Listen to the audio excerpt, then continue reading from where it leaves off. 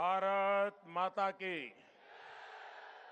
भारत माता की। मंच पर विराजमान मंत्री परिषद के मेरे साथी और यहां के लोकप्रिय सांसद श्रीमान वीके सिंह,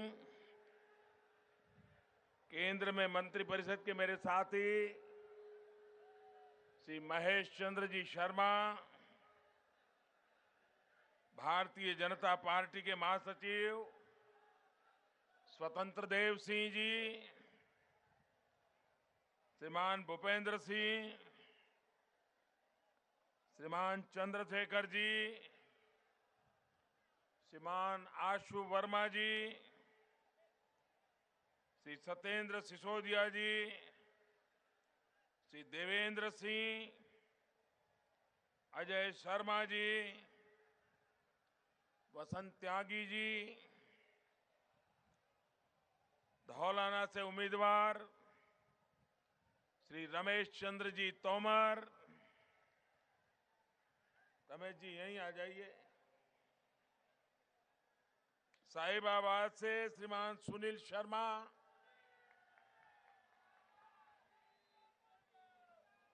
गाजियाबाद से श्रीमान अतुल गर्ग, लोनी से श्रीमान नंद किशोर गुर्जर, मुरादनगर से श्रीमान अजीत पाल त्यागी,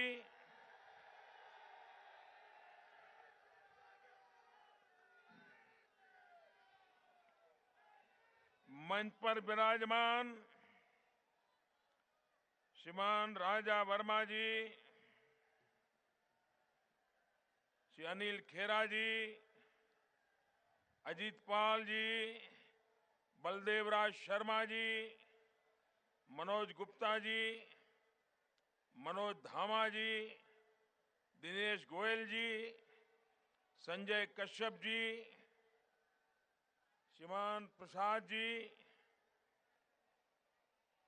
श्रीमान के शुक्ला जी, श्री मयंक गोयल जी, श्रीमती आशा शर्मा जी और विशाल संख्या में पधारे हुए गाजियाबाद के मेरे प्यारे भाइयों और बहनों,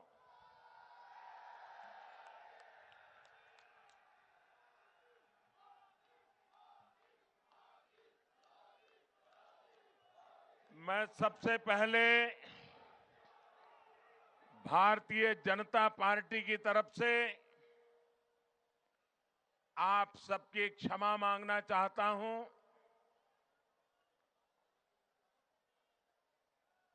मैं देख रहा हूं कि मैदान के बाहर ये टीवी वालों का सारा कारोबार के भी पीछे इतनी बड़ी संख्या में लोग खड़े हैं। मैदान छोटा पड़ गया, आप लोग अंदर आ नहीं पाए, इसलिए मैं सबसे पहले आपको जो असुविधा हुई है इसके लिए पार्टी की तरफ से क्षमा मांगता हूं। लेकिन साथ साथ मैं हृदय से आपका अभिनंदन करता हूं, आपके इस हौसले का, आपकी इस डिसिप्लिन का। मैं तहे दिल से आप सबका, मैं देख रहा हूं हजारों की तादाद में लोग वहां खड़े हैं।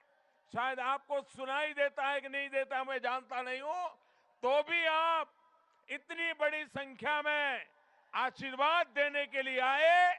मैं आपका बहुत बहुत आभारी हूं, बहुत बहुत आभारी हूं। भाइयों बहनों,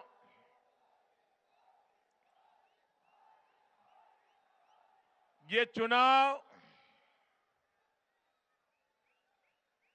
कौन विधायक बने कौन न बने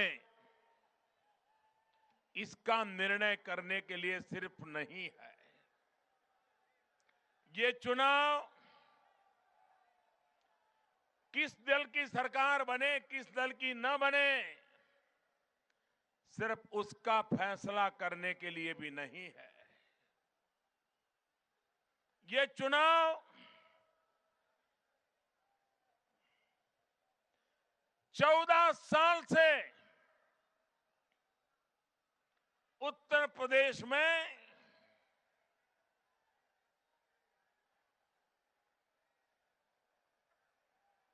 जो विकास का वनवास है, उस विकास के वनवास को समाप्त करके 14 साल के बाद फिर उत्तर प्रदेश में विकास की धारा बहाने का चुनाव है।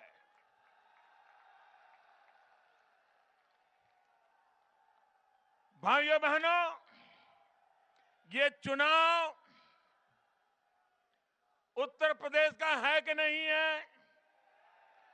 ये चुनाव उत्तर प्रदेश का है कि नहीं है?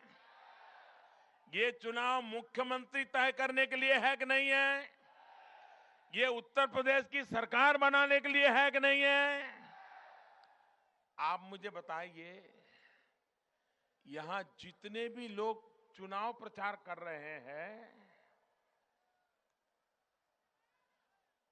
उन लोगों ने अपने चुनाव प्रचार में,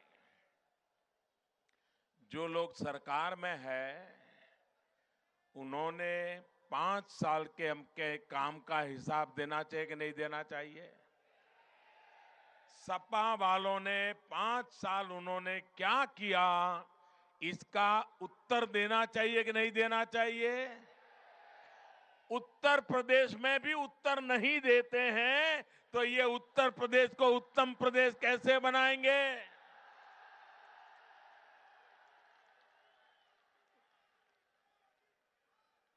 उनकी जिम्मेवारी है। श्रीमान अखिलेश जी, आपने पिताजी का क्या किया, चाचा जी का क्या किया, बहुओं का, भतीजों का, भाइयों का क्या क्या किया, वो तो उत्तर प्रदेश की जनता भली भांति जानती है। समय की मांग है कि आप पिछले 5 वर्ष में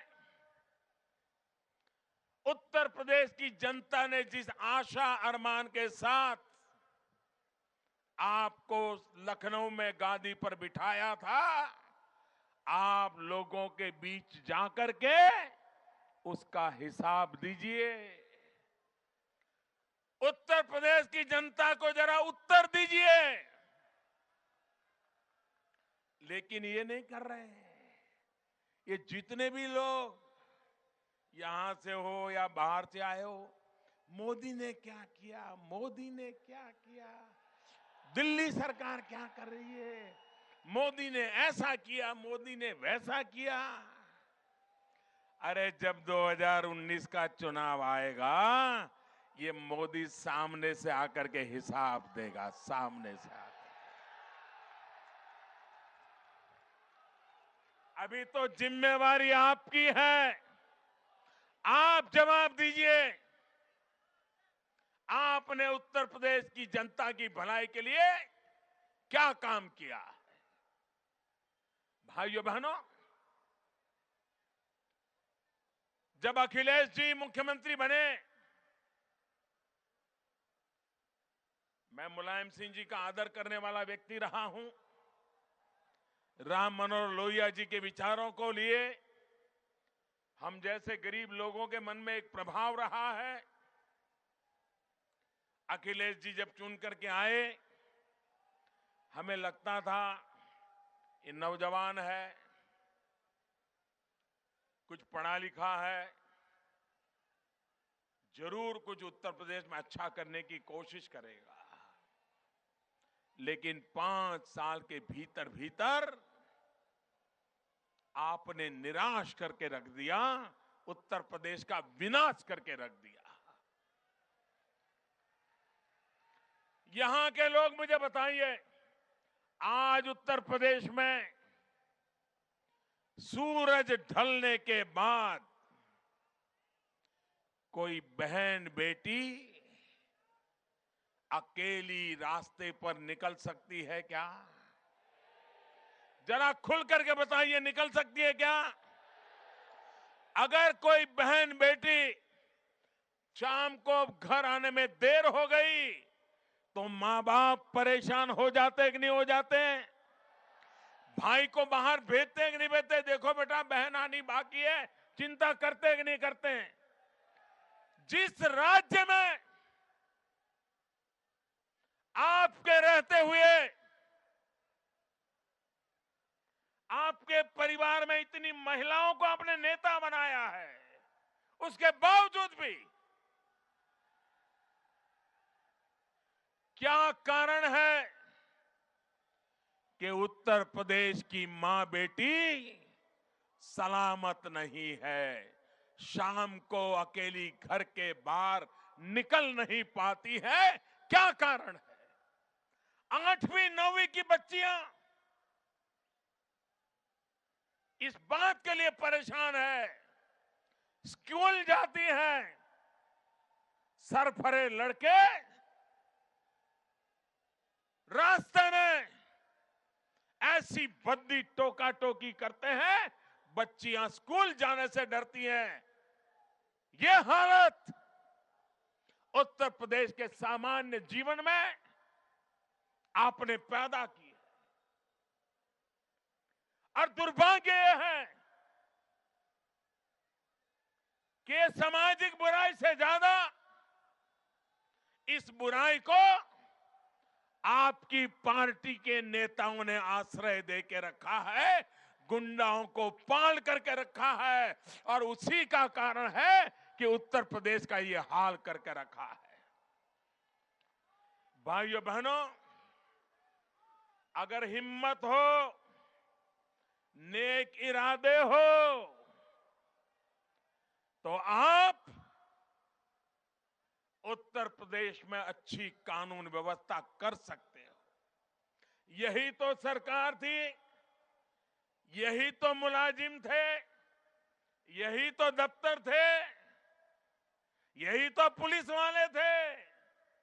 लेकिन जब कल्याण सिंह को सेवा करने का मौका मिला, राजनाथ सिंह जी को सेवा करने का मौका मिला, भारतीय जनता पार्टी के मुख्यमंत्रियों को सेवा करने का अवसर मिला, ये सारे गुंडागर्दी करने वाले लोग या तो जेल में थे या सीधी लाइन पर चलने के लिए मजबूर हो गए थे। भाइयों बहनों, उत्तर प्रदेश में सिर्फ आर्म्स एक्ट,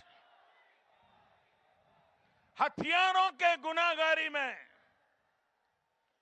40,000 शिकायतें दर्ज हैं। 40,000। अगर आर्म्स एक्ट में 40,000 शिकायतें दर्ज हो, हर दिन बलात्कार, हत्या, बेहिसाब। मैंने अलीगढ़ की सभा में विस्तार से उसका ब्यौरा दिया था। लेकिन भाइयों बहनों, इनको कानून व्यवस्था में सुधार के लिए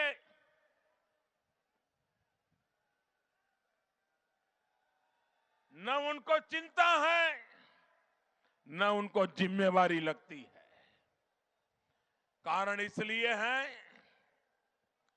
कि ये सारी बदमाशी बेईमानी करने में उन्होंने अपने पार्टी के नेताओं को इलाके दे करके रखे हैं।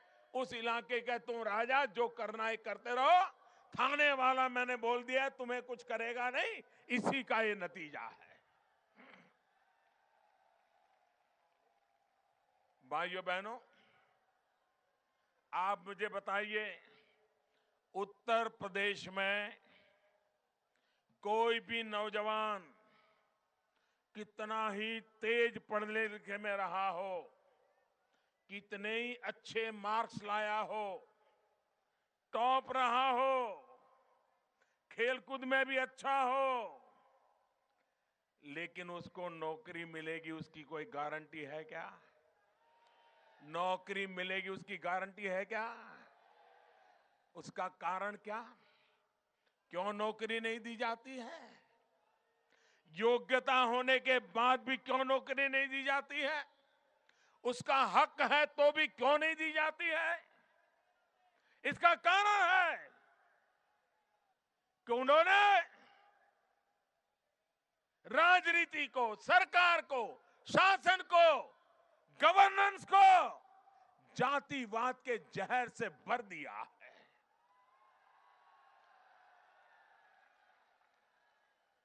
और उसके कारण उत्तर प्रदेश के नौजवान जिनका हक है वो हक छीन लिया गया है।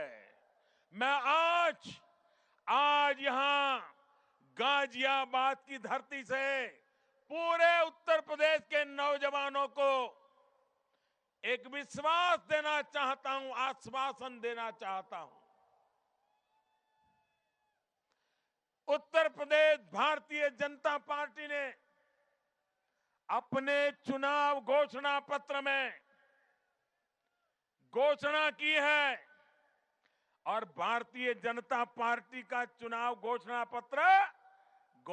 पत्र नहीं होता है, वो संकल्प पत्र होता है। संकल्प पत्र। भारतीय जनता पार्टी ने अपने संकल्प पत्र में कहा है कि उत्तर प्रदेश में हमारी सरकार बनने के बाद तुरंत नौकरियों की भर्ती में जो घोटाले हुए हैं, हकदार के साथ जो अन्याय हुआ है, उसकी जांच की जाएगी और जिसका हक बनता है उनको नौकरी में लगाया जाएगा, ये हमने कहा। भाइयों बहनों, आपने मुझे प्रधानमंत्री बनाया है, उत्तर प्रदेश ने मुझे संसद में भेजा है। उत्तर प्रदेश के नौजवानों को न्याय दिलाने के लिए जैसे ही भारतीय जनता पार्टी की उत्तर प्रदेश में सरकार बनेगी, मैं नौजवानों के हित का काम करवा के रहूंगा। ये मेरा वादा आपको है। भाइयों बहनों, आपको जानकर के खुशी होगी, जब केंद्र में आपने मुझे जिम्मेवारी दी, प्रधानमंत्री के रूप में मुझे आपने काम दिया और मैंने देखा कि इस देश को किसी ने जो सबसे ज्यादा बर्बाद किया है तो भ्रष्टाचार के दीमक की तरह भ्रष्टाचार ने देश को तबाह करके रख दिया है। इस भ्रष्टाचार से देश को मुक्ति दिलानी चाहिए कि नहीं दिलानी चाहिए? ये भ्रष्टाचार जाना चाहिए कि नहीं जाना चाहिए? किसी ने तो भ्रष्टाचार के खिलाफ लड़ना चाहिए कि नहीं लड़ना चाहिए?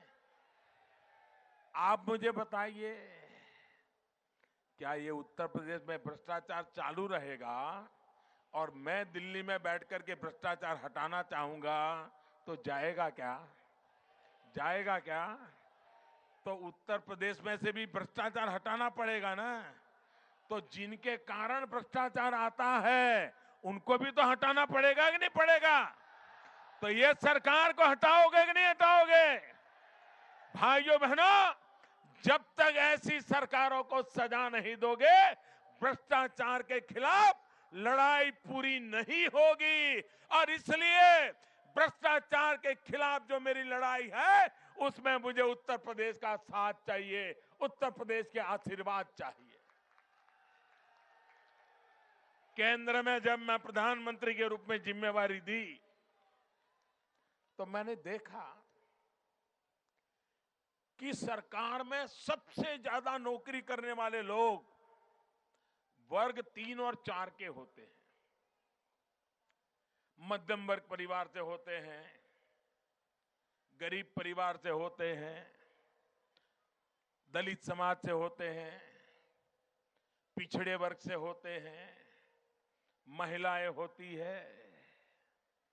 लेकिन भाइयों बहनों, उसके ऊपर तो बहुत कम लोग होते हैं नौकरी में। सबसे ज्यादा वर्ग 3 और 4 में होते हैं, लाखों की तादाद में होते हैं। और उनकी एक 100 लोगों की जगह के लिए अगर एडवर्टाइजमेंट आती है तो हजारों लोग अप्लाई करते हैं। लिखित एग्जाम में हजारों लोग पास हो जाते हैं। फिर इंटरव्यू चलता है। इंटरव्यू भी कैसे चलता है? जैसे वो भेड़ बकरियों को धक्का मार मार करके निकालते हैं ना। एक आया, इंटरव्यू वाले बैठे, चेहरा देखा, अच्छा आगे जाओ, नाम पूछ लिया, आगे जाओ, गांव पूछ लिया, आगे जाओ। 30 सेकंड, एक नौजवान को 30 सेकंड मिलते हैं। अभी तक मुझे समझ नहीं आता है कि दुनिया में ऐसा कौन सा विज्ञान है, ऐसा कौन सा तीसरी नजर है कि 30 सेकंड में पता चल जाए कि ये नौकरी में रखने जैसा है कि नहीं रखने जैसा है। ये पोलम पोल था कि नहीं भाई? ये पोलम पोल था कि नहीं था? ये भ्रष्टाचार का खजाना खोलने का रास्ता था कि नहीं था? ये बेईमानी थी कि नहीं थी? जो इंटरव्यू देने जाता था, उसको जब इंटरव्यू कॉल आता था तो घूमता था, मिलता था लोगों को, यार किसी नेताजी से पहचान करा दो ताकि मेरा काम हो जाए। पहचान ढूंढता था, पहचान। और पहचान पहचान नहीं होती थी, वो काले धन का कारोबार होता था, भ्रष्टाचार होता। 50,000 लाओगे तो ये दूंगा, 20,000 लाओगे तो ये दूंगा, 2 लाख लाओगे तो ये दूंगा। ये चलता था कि नहीं चलता था? भाइयों बहनों, गरीब मां अपने गहने बेच करके बेटे को नौकरी दिलवाने के लिए भ्रष्टाचार में पैसे देने के लिए मजबूर होती थी। गरीब किसान अपने बेटे को पट्टे वाले की नौकरी मिल जाए, ड्राइवर की नौकरी मिल जाए, इसलिए खेती जमीन गिरवी रख करके भ्रष्टाचार के लिए पैसे देता था ताकि एकाध बच्चे को कहीं सरकार में जगह मिल जाए। हमने आकर के निर्णय किया कि लिखित परीक्षा में जो पास होंगे उनकी एग्जाम भी कंप्यूटर लेगा। कंप्यूटर तय करेगा कि ज्यादा मार्क वाले कौन लोग हैं। कोई इंटरव्यू नहीं किया जाएगा, किसी को बुलाया नहीं जाएगा, किसी की पहचान की जरूरत नहीं पड़ेगी। कंप्यूटर तय करेगा, पहले जो 100 हो गए उनको नौकरी मिल जाएगी और उसके घर चिट्ठी चली जाएगी। भ्रष्टाचार गया कि नहीं गया? जा सकता है कि नहीं जा सकता है? हमें हिंदुस्तान में सभी राज्यों को लिखा कि जो काम हमने किया है आप भी राज्य में लागू करो। आज मुझे दुख के साथ कहना पड़ रहा है कि उत्तर प्रदेश का मैं सांसद हूं, उत्तर प्रदेश से ने मुझे प्रधानमंत्री बनाया, लेकिन उत्तर प्रदेश सरकार ने मेरी बात मानी नहीं। वो कागज को फाइल में बंद करके रख दिया, क्योंकि अगर इंटरव्यू बंद हो जाएंगे तो अपने पराये का खेल नहीं होगा, नोटों के थप्पे नहीं आएंगे, बेईमानों को संभालने की व्यवस्था नहीं होगी। और इसलिए भाइयों बहनों, उन्होंने इस काम को नहीं किया। आप मुझे बताइए, भ्रष्टाचार को रोकने के अनेक तरीके हैं, लेकिन आंख मूंद करके उत्तर प्रदेश की सरकार बैठी हुई है। और इसलिए मैं कहने आया हूं भाइयों बहनों, उत्तर प्रदेश हिंदुस्तान का उत्तम प्रदेश बन सकता है अगर सही सरकार चुनी जाए तो। इनसे उत्तर मांगा जाए। मैं लगातार उनके भाषण सुन रहा हूं। भाइयों बहनों, दिल्ली सरकार को गालियां देकर के मोदी पर जितनी गालियां देनी है देते रहो। अगर 10 मिनट मुझे गाली देते हो दे दो, लेकिन 5 मिनट तो अपने काम का हिसाब दे दो भाई, इतना तो कर दो। मैं आपको हिसाब देने के लिए तैयार हूं, हम कैसे काम कर रहे हैं भाइयों। हमने कहा था गरीब माताओं को मुफ्त में गैस के चूल्हा देंगे, कहा था कि नहीं कहा था? भाइयों बहनों, अभी तो मेरी सरकार को आधा टाइम अभी अभी हुआ है। अब तक 1,80,00,000 गरीब परिवारों में गैस का चूल्हा कनेक्शन पहुंच गया। कौन कहता है काम नहीं होता है? भाइयों बहनों, आप मुझे बताइए, ये पूरे उत्तर प्रदेश में छोटे छोटे जो व्यापारी हैं, उनको किसी न किसी केस में फंसाया जाता है कि नहीं फंसाया जाता है? उनको दबाने के लिए पुलिस का डंडा चलाया जाता है कि नहीं चलाया जाता है? इन छोटे व्यापारियों का क्या गुनाह है? मैं इन छोटे व्यापारियों को कहना चाहता हूं, ये आपकी सुरक्षा हमारी सरकार बनते ही सामान्य मानवी की सुरक्षा में आपको भी उतना ही हक मिलेगा जो हर उत्तर प्रदेशवासी को मिलेगा। ये मैं आपको वादा करने आया।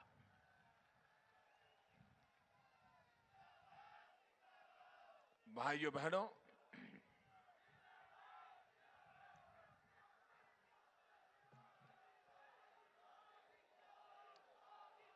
ये गाजियाबाद इस अथॉरिटी का ऑडिट होना चाहिए कि नहीं होना चाहिए? आप मुझे बताइए, क्या खर्चा हुआ, कहां हुआ, किसने किया, ये ऑडिट होना चाहिए कि नहीं होना चाहिए? ये उत्तर प्रदेश की सरकार है। राज्यपाल सिंह ने चिट्ठियां लिखी, भारत सरकार ने कहा, उसके बाद भी उत्तर प्रदेश की सरकार कहती है गाजियाबाद डेवलपमेंट अथॉरिटी का हम सीएजी से ऑडिट नहीं करवाएंगे। दाल में कुछ काला है, जमीनों का घोटाला है, गंदा कारोबार है, बेईमानी पूर्व बहार है। और इसीलिए सीएजी से ऑडिट कराना नहीं चाहते। गाजियाबाद के मेरे भाइयों बहनों, बताइए, आपका हक है कि नहीं है कि आपके पैसों का हिसाब हो? आपका हक है कि नहीं आपके पैसों का ऑडिट हो? आपको पता होना चाहिए कि नहीं होना चाहिए क्या हुआ क्या नहीं हुआ? उन्होंने सीएजी से ऑडिट करवाना मना कर दिया है। मैं आज आपको कहने आया हूं, उत्तर प्रदेश में हमारी सरकार बनने के तुरंत बाद उत्तर प्रदेश में जितनी डेवलपमेंट अथॉरिटीज है, गाजियाबाद समेत, उनका सीएजी का ऑडिट कराने का कानून पास करेंगे और उसको करवा के रहेंगे। आप मुझे बताइए, एक मायावती के बड़े प्रिय अफसर थे यहां, बड़े प्रिय अफसर थे। किस कारण प्रिय थे हमें मालूम नहीं। और मुलायम सिंह जी, अखिलेश जी चुनाव में उसके खिलाफ भाषण देते थे, लेकिन जैसे उनकी सरकार बनी तो उनको उनसे प्रेम हो गया और यहीं बिठा दिया। ये सीबीआई है, मोदी है, आज वो जेल में सड़ रहे हैं, आज वो जेल में सड़ रहे हैं। ऐसे जितने चोर लुटेरे हैं वो जेलों में जाने चाहिए कि नहीं जाने चाहिए? आप मुझे बताइए, जाने चाहिए कि नहीं जाने चाहिए? भाइयों बहनों, अगर ये करना है तो मुझे आपके आशीर्वाद चाहिए कि नहीं चाहिए? उत्तर प्रदेश में भाजपा की सरकार चाहिए कि नहीं चाहिए? और इसलिए सारे उत्तर प्रदेश को मैं कहता हूं, विकास के वनवास से मुक्ति पानी है और विकास की यात्रा पे आगे बढ़ना है। और इसलिए भारतीय जनता पार्टी को भारी बहुमत से विजयी बनाना है।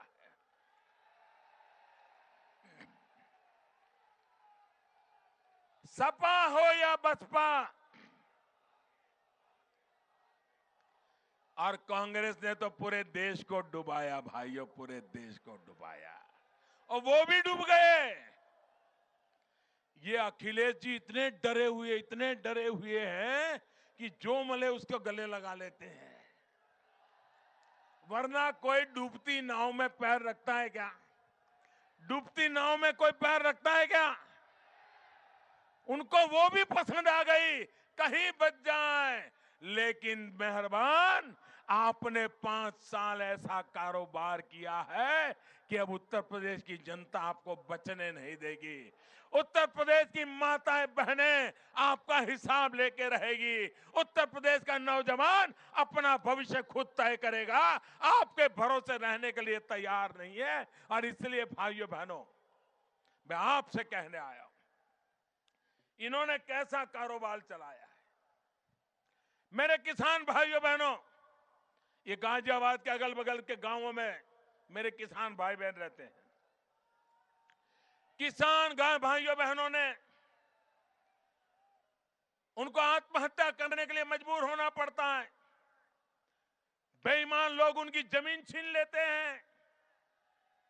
किसानों की जमीन के लुटेरे राजनीतिक दल के नेता बनकर के बैठे हुए हैं। ये किसानों की जमीनों के ठेकेदारों को, लूटने वालों को जेलों में भेजना चाहिए कि नहीं भेजना चाहिए?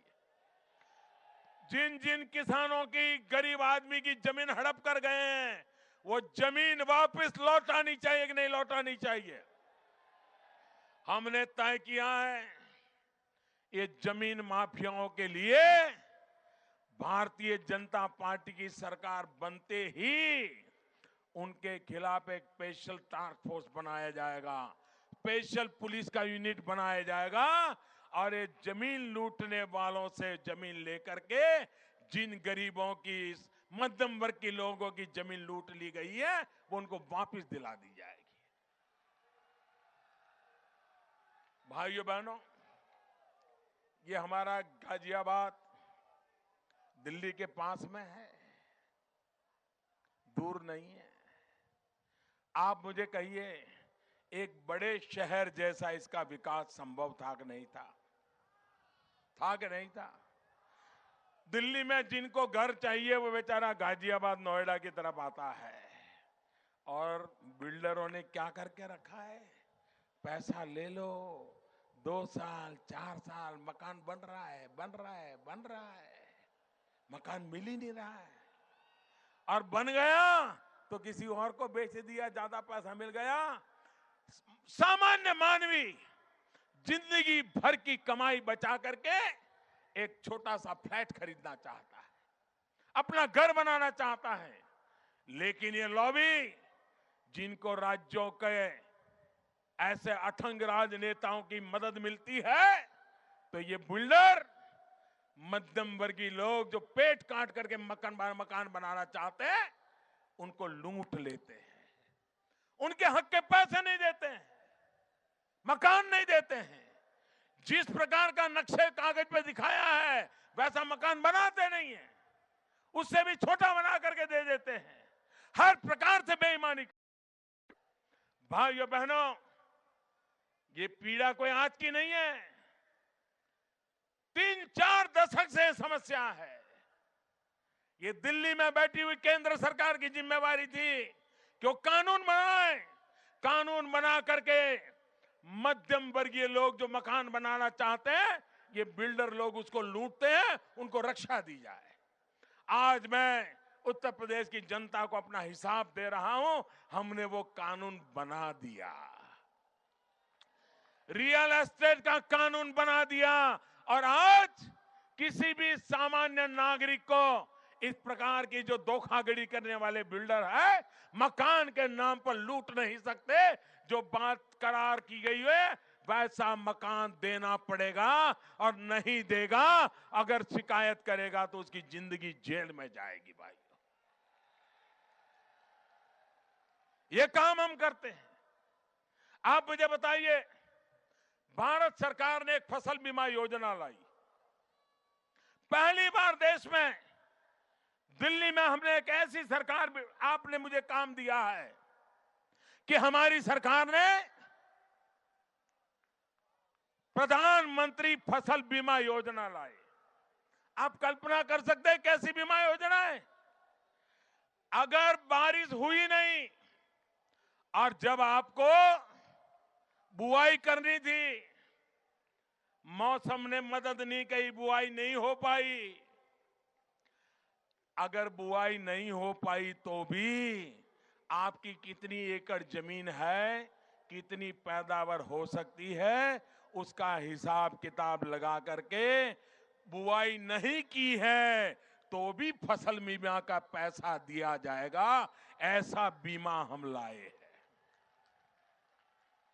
फसल काटने के बाद, फसल हो गई, मानो अच्छी हो गई, और फसल काटने के बाद खेत में आपने फसल खड़ी करके रखी है, ट्रैक्टर या ट्रक आने वाला है, बाजार में जाने की तैयारी है, और अचानक ओले गिर गए, बारिश आ गई और फसल खराब हो गई, तो भी बीमा का पैसा मिलेगा। ऐसा बीमा हमने देने का काम किया है। भाइयों बहनों, ये फसल बीमा में हमने 2% और 1.5% का ही खर्चा किसान के जिम्मे लगाया है। 98%, 98% इसका भुगतान सरकार करेगी। किसान को सिर्फ 2% या 1.5% देना है। लेकिन उसके बावजूद भी ये किसानों की दुश्मन उत्तर प्रदेश की सरकार अभी तक सिर्फ उत्तर प्रदेश में 14% किसानों तक ये प्रधानमंत्री फसल बीमा योजना उन्होंने पहुंचाई। सिर्फ 14%। 80-85% किसान अभी भी उसे वंचित रखे गए हैं। और हम जहां भाजपा की सरकार है, राजस्थान में 53% किसानों का बीमा हो गया। महाराष्ट्र में करीब 50% का हो गया। मध्य प्रदेश करीब 50% का हो गया। लेकिन ये उत्तर प्रदेश की सरकार देखिए किसानों के साथ कैसा अन्याय कर रही है। सिर्फ 14% लोगों का उन्होंने बीमा लिया है। भाइयों बहनों, आप मुझे बताइए, मेरे गन्ना किसान, 2014 के चुनाव में मैंने कहा था गन्ना किसानों का बकाया दिया जाएगा। 22,000 करोड़ रुपया था। हमने आकर के सारी गतिविधि की, किसानों के खाते में सीधा बेनिफिट ट्रांसफर किया और 32 लाख किसानों को सीधा पैसा दिया। 98% भुगतान हमने करवा दिया था। क्या कारण है कि उत्तर प्रदेश की सरकार आज भी जिन किसानों का भुगतान बाकी रहा है, इतनी जिम्मेवारी उठाने को तैयार नहीं है। और मैं उत्तर प्रदेश में भारतीय जनता पार्टी को बधाई देता हूं। 2 महत्वपूर्ण संकल्प किए उन्होंने। मेरे किसान भाई इसको समझे, ये उत्तर प्रदेश के भारतीय जनता पार्टी का संकल्प है और मैं भी उत्तर प्रदेश का एमपी हूं। जैसे ही बीजेपी की सरकार बनेगी, पहले ही दिन ये काम मैं उनसे करवा लूंगा, मैं आपको वादा करता हूं। एक काम उन्होंने कहा है कि जो छोटे किसान हैं उन किसानों का कर्ज माफ किया जाएगा। जैसे ही उत्तर प्रदेश में भाजपा की सरकार बनेगी, पहला काम, ये जिम्मेवारी मैं लेता हूं, जैसे ही सरकार बनेगी पहला काम मैं उनसे करवा के रहूंगा, ये मैं आपको कहता हूं। और दूसरा काम, फसल बीमा के काम के लिए गांव-गांव लोग जाएंगे। साल भर के अंदर अधिक से अधिक किसान फसल बीमा लेकर के सुरक्षा का महसूस करे, इसका काम हम करेंगे। भाइयों बहनों, भाइयों बहनों, मैं हैरान हूं, ये क्या समाजवाद है, मैं तो हैरान हूं जी। भाइयों बहनों, न मुझे उनकी समझ में आती है, न मुझे उनका समाजवाद समझ में आता है। भारत सरकार गरीबों को 2 टाइम अन्न मिले, इसके लिए पूरी तिजोरी खाली कर देती है। आपकी थाली में रुपये 2 रुपये में गेहूं चावल मिले, इसके लिए भारत सरकार एक एक समय खाने के लिए गरीबों के लिए 25-25, 30-30 रुपया एक एक व्यक्ति के पीछे भारत सरकार देती है, ताकि गरीब भूखा सो न जाए।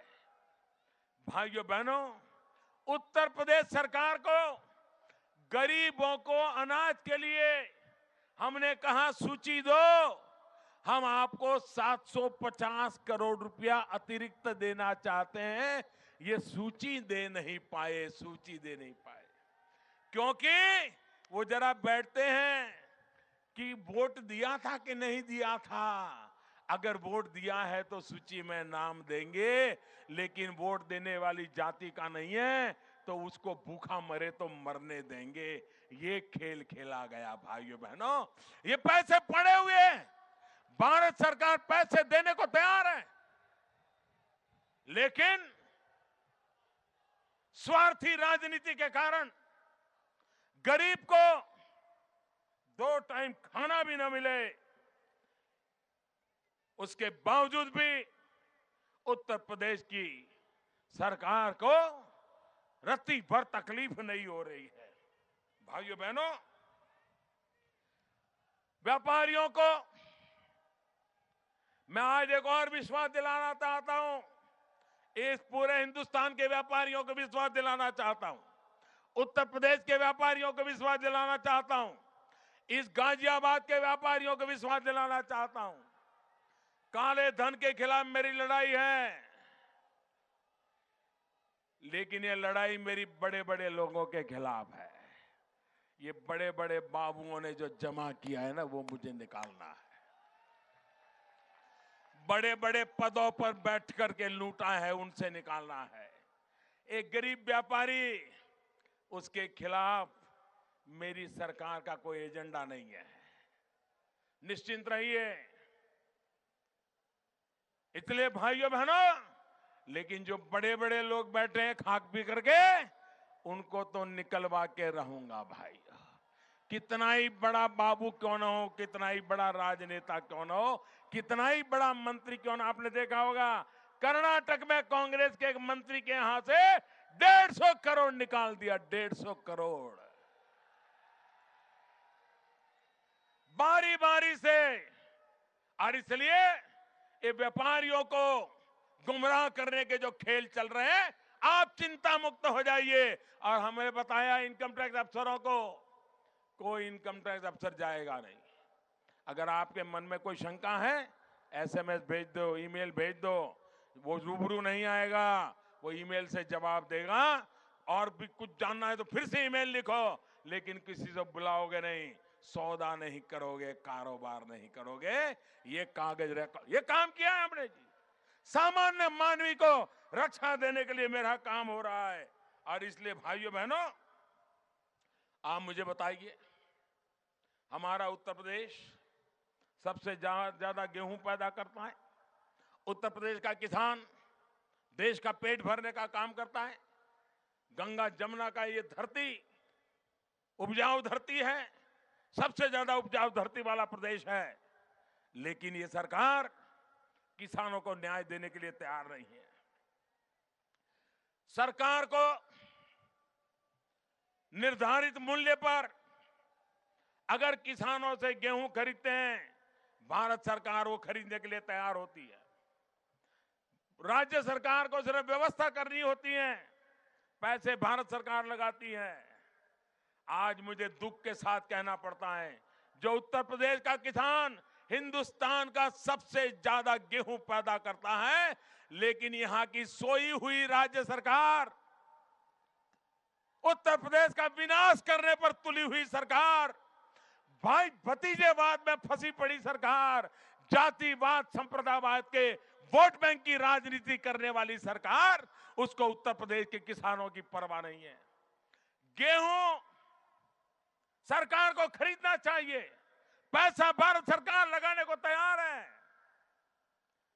आपको जान करके हैरानी होगी, उत्तर प्रदेश सरकार उत्पादन का सिर्फ 3% खरीदती है, बाकी किसानों को उनके नसीब पर छोड़ दिया जाता है और किसानों को बाजार में सस्ते दाम से अपना मेहनत का गेहूं बेच करके घर लौटना पड़ता है। बगल में भाइयों बहनों हरियाणा 60% खरीदी करता है। मध्य प्रदेश आधा गेहूं जो पैदा होता है सरकार खरीद लेती है।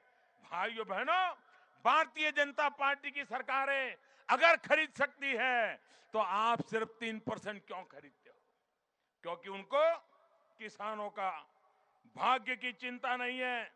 और इसलिए भाइयों बहनों, मैं आज ये भी वादा करने आया हूं कि सरकार किसानों को सस्ते में उसका माल बेचने के लिए मजबूर नहीं होने देगी। हमने इनाम काम की योजना बनाई है। आज हिंदुस्तान का कोई भी किसान अपने मोबाइल फोन से, टेक्नोलॉजी से हिंदुस्तान के किसी भी बाजार में अपना गेहूं बेच सकता है, अपनी पैदावार बेच सकता है, जहां ज्यादा मिले वहां बेच सकता है। पूरे देश में 500 मंडियां टेक्नोलॉजी के द्वारा बनाने की दिशा में हम आगे बढ़ रहे हैं। आधे से अधिक बना चुके हैं, आधी बाकी है, थोड़े समय में बनने वाली है। मेरे किसान का भाग्य बदलना, मेरे किसान का लाभ देना, उस दिशा में हम करना चाहते हैं। भाइयों बहनों, उत्तर प्रदेश हिंदुस्तान का भाग्य बदलने की सबसे ताकत रखने वाला प्रदेश है। उत्तर प्रदेश की सेवा करने का मुझे अवसर दीजिए। आप देखिए, काले धन के खिलाफ जो मैंने लड़ाई छेड़ी है, भ्रष्टाचार के खिलाफ लड़ाई छेड़ी है, कैसे कैसे लोग परेशान हैं। इतने दिन हो गए, अभी भी देखो जहां जाए वही बोलते रहते हैं। इनका कितना नुकसान हुआ होगा आप अंदाज कर सकते हैं। भाइयों बहनों, गरीबों से जो लूटा हुआ है वो गरीबों को लौटाने का मैं संकल्प करके बैठा हूं और मैं किसी को छोड़ने वाला नहीं। ये पैसा गरीबों का है, ये देश के सामान्य मानवी का है, ये पैसा देश के ईमानदार नागरिक का है, मध्यम वर्गीय नागरिक का है, इस देश के भविष्य का है। ये रुपये मैं निकाल कर रहूंगा और गरीबों के काम आए, मध्यम वर्ग के काम आए, ईमानदार नागरिकों के काम आए, इसके लिए मैं करने वाला हूं और इसके लिए मुझे आपके आशीर्वाद चाहिए। भाइयों बहनों, ये लड़ाई विकास और विनाश के बीच की लड़ाई है। उनका रास्ता आपने 5 साल देख लिए, विनाश का रास्ता है। हमारी सरकारें हिंदुस्तान भर में देख लीजिए, हमारा विकास का रास्ता है। उत्तर प्रदेश के नौजवान चुने, उत्तर प्रदेश की माताएं बहनें चुने, उत्तर प्रदेश का किसान चुने, उत्तर प्रदेश का भाग्य बदलने के लिए चुनिए। और हमारा संकल्प है, किसान को सिंचाई की व्यवस्था मिले, बच्चों को पढ़ाई की व्यवस्था मिले, बुजुर्गों को दवाई की व्यवस्था मिले, नौजवानों को कमाई की व्यवस्था मिले। किसान को सिंचाई, युवा को कमाई, बच्चों को पढ़ाई, बुजुर्गों को दवाई, ये पूरा करने के लिए भारतीय जनता पार्टी को आप साथ दीजिए, सहयोग दीजिए। भारतीय जनता पार्टी को विजयी बनाइए। और भाइयों बहनों, शहरी इलाका है, वर्किंग डे है, और ये जो मैं हुजूम देख रहा हूं, ये बाहर में भी हिलने का नाम नहीं ले रहे। एक बार जो बाहर खड़े हैं वो जरा जोर से भारत माता की जय बुलाइए। भारत माता की, भारत माता की। भाइयों बहनों, मैं आपका बहुत बहुत आभारी हूं। भारी मतदान कीजिए, भारतीय जनता पार्टी को विजयी बनाइए। बहुत बहुत धन्यवाद।